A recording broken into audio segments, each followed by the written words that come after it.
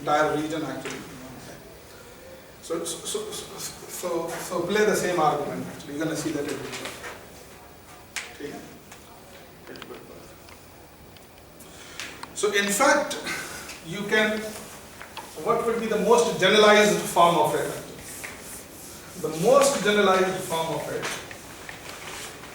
taken at least the thing that we are studying in this class is that imagine you have this region and imagine you have this, so you have these holes in this region, finite number of holes. Okay? Finite number of holes. So let's call this, for example, curve C. This is curve C1, curve C2, C3, and say Cn or something like that. Okay? You can apply Green theorem in such regions. Think about it. Because we have done just one example now. Okay, I have such a curve with one hole. But having second hole is not a big deal actually. Okay? Such a second hole is not a big deal. So maybe, you know, maybe a beautiful way would be to basically split, say, to prove such a theorem purely based on intuition actually. So try to write a proof of such a theorem purely based on intuition. So, theorem. Okay. So what do you think? What should be the argument?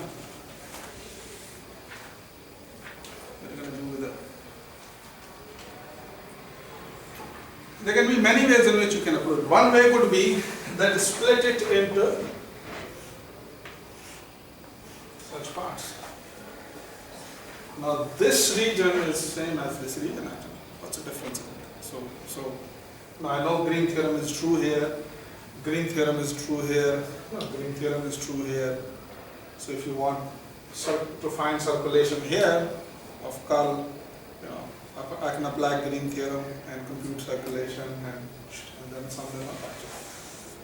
So you really have, okay. Such kind of regions are called multiply connected regions. Okay. Multiply connected regions.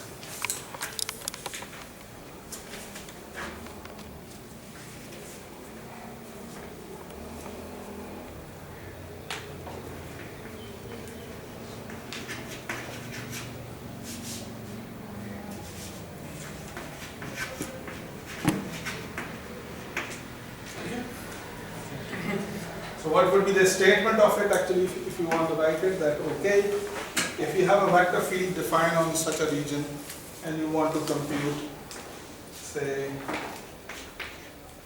the curl of it, okay, dx dy in this entire region, then what can you do? That you can sum up the line integrals are equal to 1 to n from the curve Ci, compute the circulation in each such region and add them up to Edx plus Ed. You can think and try to write a precise proof for it. This makes sense. This would be a generalized version of it. Okay, so what is the beauty of this result is that you know more. So you extended, so in other words, previously this theorem was applicable to a small set of regions actually now. So just try to find one example which is not multiply connected actually. Think about it. You know, you see this room is really multiply connected actually. Think about it because it has cross sections, 4 cross sections actually. So, and it's a really multiply connected region actually. But it's a 3-dimensional version of it. But if I just consider this wall, I can treat this as a multiply connected regions because there are 2 holes in it actually. So I can apply Green theorem. Okay? And naturally you can also think, since you can do this in 2 dimension, you can also do this in 3 dimension as well actually. Think about it. So you want to sum up the curl in a volume. Okay? You're gonna say, okay. So what would be the three-dimensional version of it? Very intuitively. That imagine you have a volume in which surfaces are the boundaries. Okay?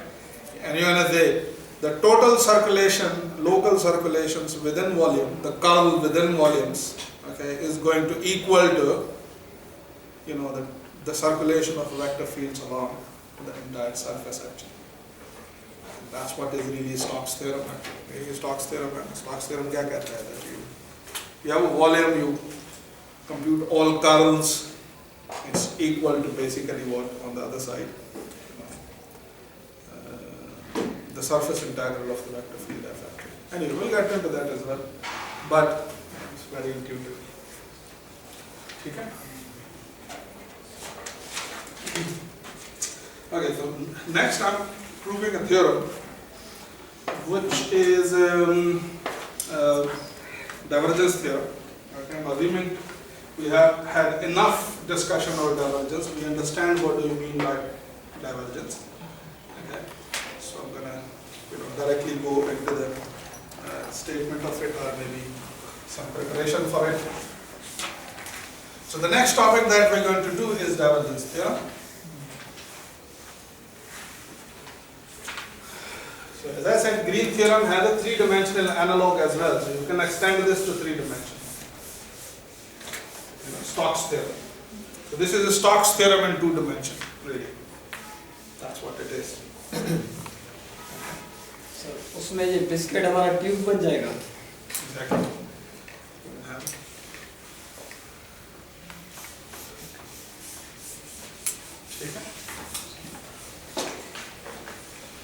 And then we are also doing divergence theorem. So it's a two-dimensional theorem, but we will also have a divergence theorem and three-dimensional theorem.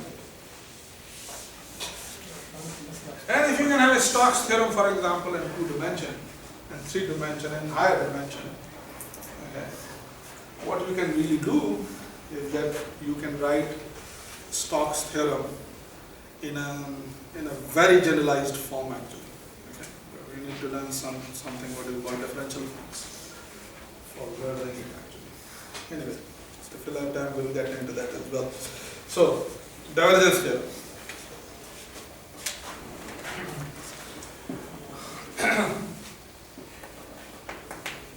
Not giving a statement now, but just preparation. So, recall your J operator, J map. That was a map from R2 to R2. Remember? What was J map? So J is a map that if takes a vector xy, or if you substitute a point in it or a vector in it, it's going to give you a vector that is orthogonal to it actually. So you're going to rotate this point and reduce it. So what are you going to get? Minus pi x actually. Okay, so x by. Okay. Now here's the thing. What if I substitute a tangent vector into the J? Normal vector. You're going to get a normal vector, the negative of a normal vector actually. And what if you substitute a normal vector into it?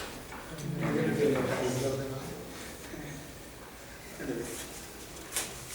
So let me write an observation based on it. So here's a remark that if I have, for example, two vectors u and v from Rn, and I'm saying j of u, and I'm taking its dot product with v. Okay, this should be same as u minus u dot j of v. You think this would be okay?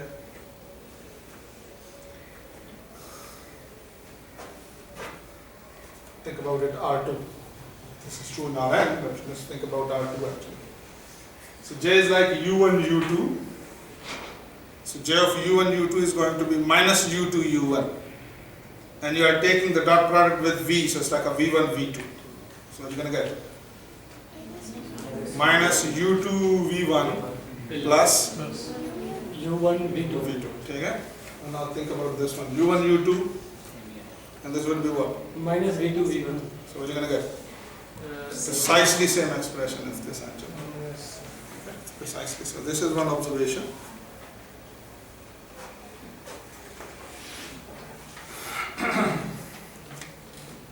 So here's the definition.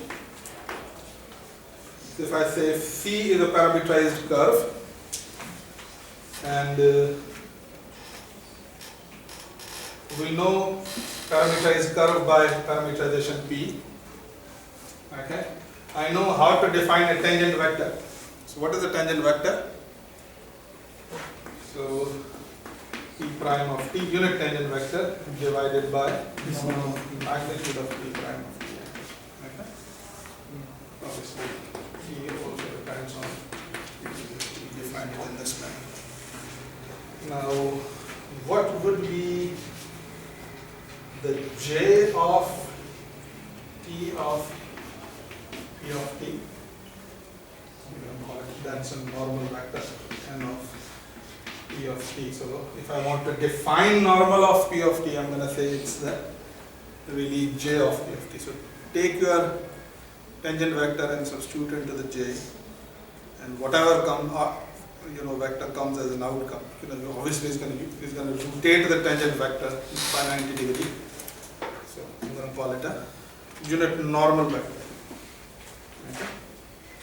So in other words, I can simply write N is really the J of T. Okay? So here we are writing minus sign for normal vector minus. ऐसा रखना चाहें कर सकते हैं, ये division था. Okay, there would something coming here. Okay. I mean, if you wish, you can write minus here. It doesn't matter. Okay. But whatever this number is, you call it a normal vector. Okay. You will see that there will a minus n will come here. Okay, after calculation, but we're gonna give this a name small n, the unit vector. Okay. From out, just as this. Now, what is divergence actually? We had a long discussion over it, divergence of the vector field. Imagine I have a vector field and it has roughly the positive divergence actually. Okay, so you have this charge Spreading out. okay, and it's electric field of the charge. Okay. Spreading up actually. Okay, something like that. Or you can say, so this is like a light source, and the light is, kind of spreading it all over. Now here's a question for you, think about it. If I have a region, small region, which is here actually, okay, something. Here. I'll just treat this as light or whatever. Okay. And like this is representing the divergence of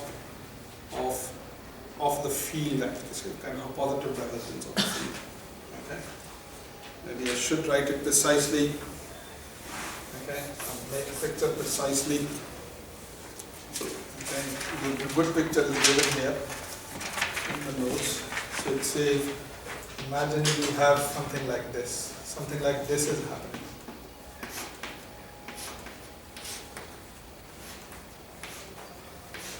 Something like this is happening.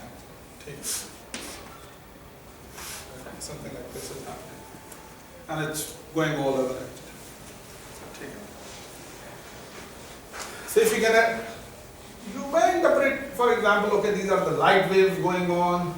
So if I have a small region, okay, that is here. Okay. So in other words, you take a light bulb, okay, or something like that. Take a light bulb and take a small strip actually, and bring it close to light bulb actually. Now that strip is going to have a shadow. So what do you think? What would be the area of the shadow? Would that be bigger or smaller? It will be bigger than that. So it would be bigger than it. Okay. So this spread of light is really distorting the areas actually. You can also. So when you have a divergence of a field, okay, so one way to interpret would be that in some senses it's distorting the areas actually. Okay, sometimes this is distorting the area. Okay. So for example, in case of this electric field intensity case, okay, electric field intensity case. So if I make a circle, okay, and I say that what is intensity, what is the flux across this circle actually, I'm going to say it's going to be something. But if I take a bigger circle, which has a bigger radius, and I ask, what would be the flux across it? You're going to say the same. But you're going to have a more intensity here and a less intensity at each of the points. Yes. Yeah. Okay. So the point, so if a point has a higher, it's experiencing a higher intensity here, the shadow of that point is going to, the corresponding point outside, for example, to that point is going to experience a less intensity. But the net intensity is same. Okay, the net intensity is same. The net intensity is not changing actually. Okay, and there can be many ways you can interpret, really the divergence. Now I like to talk. Imagine in this divergent, vector field there is a curve actually. Okay, divergent vector field there is a curve. Okay, so the vector field will, for example, if this vector field is, electric field, okay, and this curve is like some kind of a conducting wire or something, so it's going to pass through it actually. You're getting the point? It's going to exit through it. So this is not going to, since it is conductor, it's not going to stop, really the flow of these electric field lines actually. It's going to cross through it. And I'm interested in what is the flux that is crossing through it actually, this curve. Okay, the divergence theorem is giving you the answer actually to this. That okay, if you're interested in that, okay, you have a vector field and a curve in that vector field, what is the flux across that curve in the normal direction, for example? But because if I'm interested in how much of this F is exiting through the boundary, I'm going to say that okay, how much of F is going through this normal curve actually, or the normal vector direction. So I'm going to take the dot product of F with the normal vector. Yes. I'm getting the point.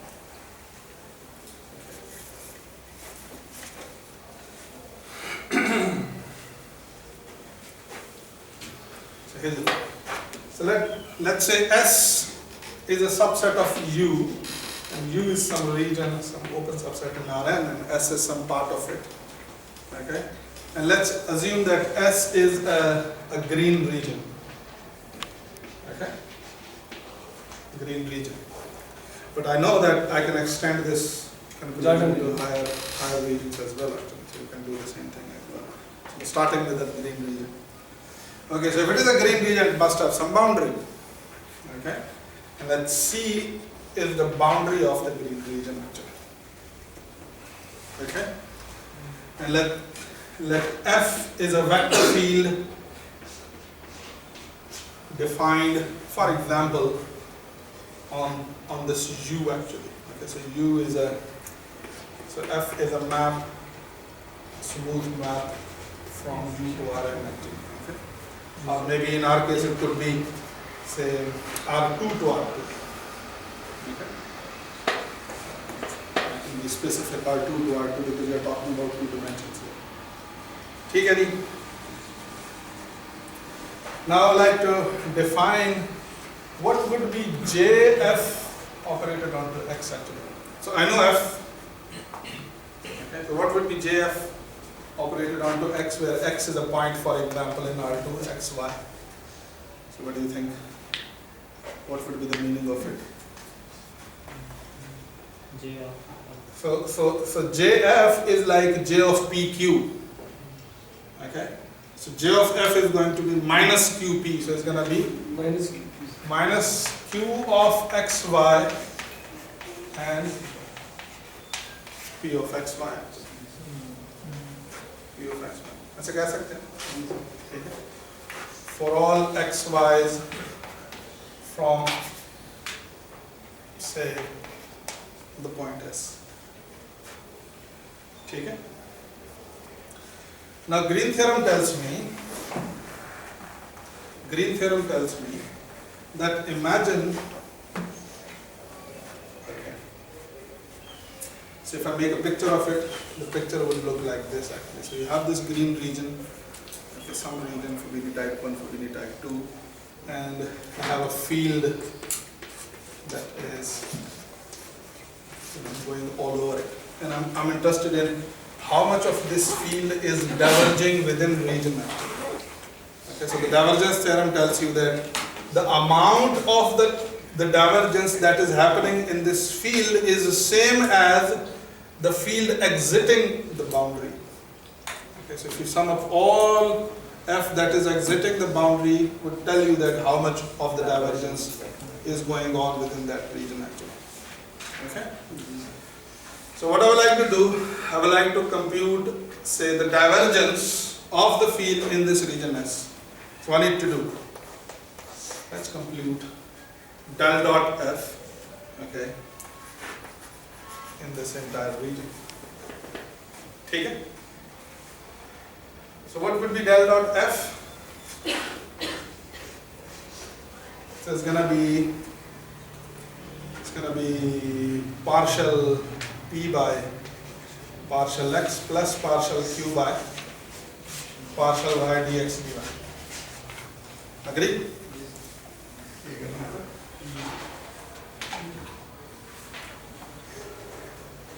Okay. So if I want to apply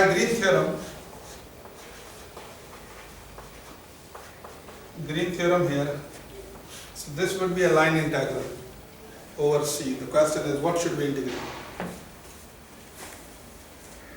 What should we integrate? Q into dx.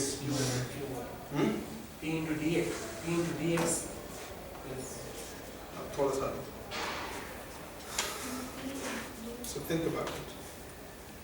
So which thing is playing the role of the Q and which thing is playing the role of? So just have a look at the statement of the Green theorem and compare it.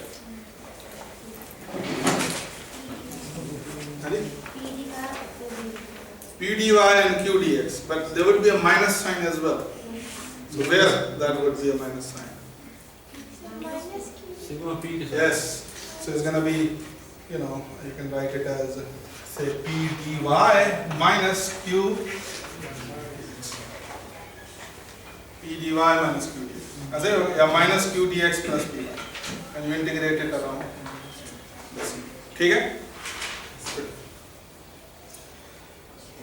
Can I say, now think about it, when I have this, can I say that this is same as that I'm integrating JF along the curve C? So what is JF? So if F is PQ, the JF is minus QP actually. And this would be the classical integral form of it actually. So this is like, I'm integrating JF over.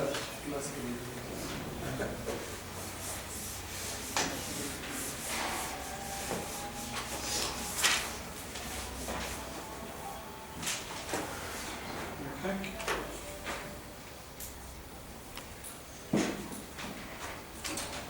Now let's think about this JF. So if I want to explicitly compute it, in other words, if I want to, so that's a a line integral of the vector field, but I can convert a line integral of the vector field into a line integral of a scalar field actually. So how can I convert a line integral of a vector field into a line integral of a scalar field? I know that when I'm computing, line integral of a vector field, I'm eventually converting into the line integral of a scalar field and then computing it actually. The question is, what should I do with this so that it becomes...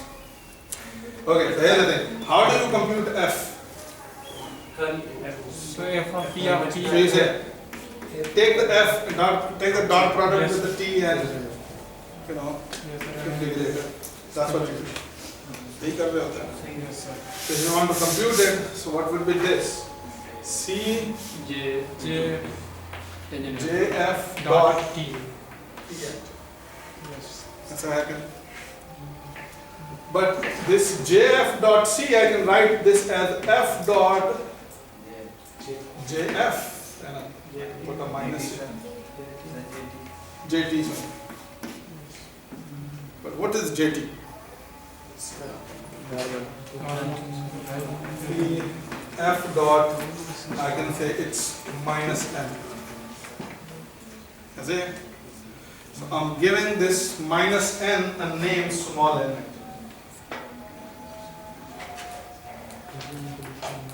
Okay, so I'm just giving it a name small n.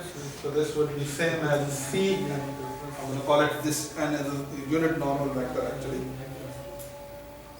C f dot. तो ये पहले तो उधर हमने n positive लिया है, यहाँ negative ले रहे हैं किधर? वहाँ पर नेगेटिव डी ले रहे हैं। हम कह रहे हैं कि j of t is n. पहले यहाँ माइनस रखी थी. But if you wish, you can define it to be minus n. But if you're going to define j of t to be minus n, then the benefit would be that you will not have a minus sign here actually. You can absorb it. But if you are simply defining j of t to be say n, then the minus sign will come here. So minus ka fark padega aur kuch nahi. Okay, so I'm just giving this guy a name. Okay, and I know that how to compute this small n as well. Okay, so let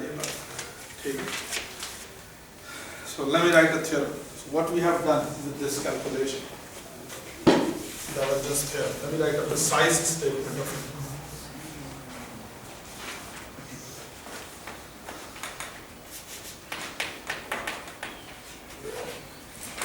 Proof कर दिया है divergence. We have already proved divergence theorem. So this is the theorem that we have proved.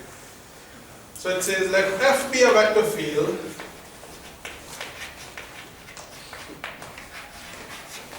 okay, on a neighborhood of green region S. Green region S. Okay. Then, so I have a green region S. Neighborhood क्यों कह रहा है? इसलिए कह रहा है मुझे नहीं पता कि this green region is entirely sitting in the domain of F or not. So it is possible that there is some part of it which is within the domain of F. It could be some part. So in other words, I may assume that F is defined all over this region, which is fine. Like for example, there I said that yes, entirely lies in the domain U. Okay, but this is not a requirement actually. कहीं पर भी हमने इस्तेमाल नहीं किया S is a subset of U. We haven't used it. So if you haven't used it, why do assume it? Okay, so I can just say that okay, maybe this is a green region.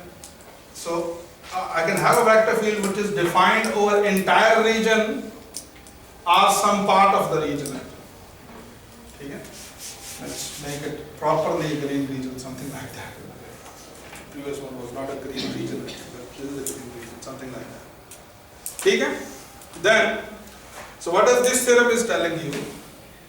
That and you have a vector field defined all over it or some part of it actually, something like that. Okay. Then, and this is region S. Then it says that if you collect the whole divergence of the vector field on entire region S, okay, dx dy, this would be same as that how much of the f is exiting through the boundary of S in normal direction. Okay, so how much of f is leaving the the curve